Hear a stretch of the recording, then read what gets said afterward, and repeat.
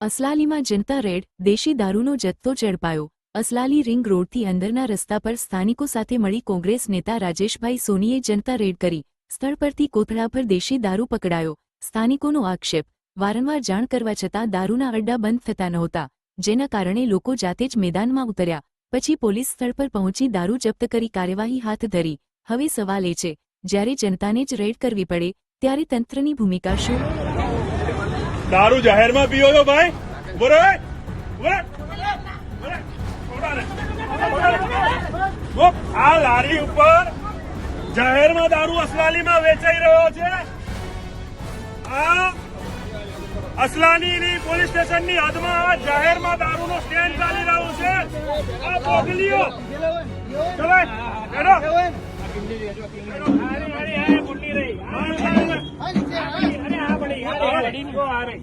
પોટલીઓ તો છે, બીજો મોટો માલ ક્યાં જાનો?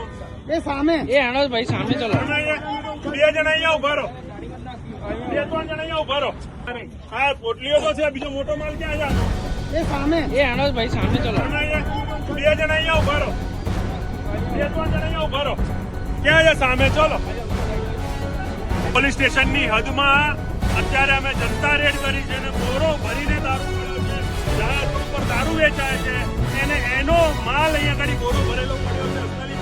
પીઆઈને ફોન કર્યો, તેમને કીધું સરા તમારી જે છેલ્લા 2 કલાકની જહેમત બાદ અસલાલી પોલીસે ફાઇનલ ગાડી મોકલી અને મુદ્દા માલ જપ્ત કર્યો। આ ગાડીની અંદર જોઈ શકો છો મુદ્દા માલ છે અને આ મુદ્દા માલ હવે અસલાલી પોલીસ લઈ જઈને કાયદેસરની કાર્યવાહી કરી રહી છે। પ્રશ્ન એ છે કે જનતાને દારૂ પકડાઈ જાય છે, સ્થાનિક લોકોએ અરજીઓ કરી છે, પણ પોલીસને માલ આજ દિવસ સુધી નહોતો દેખાયો।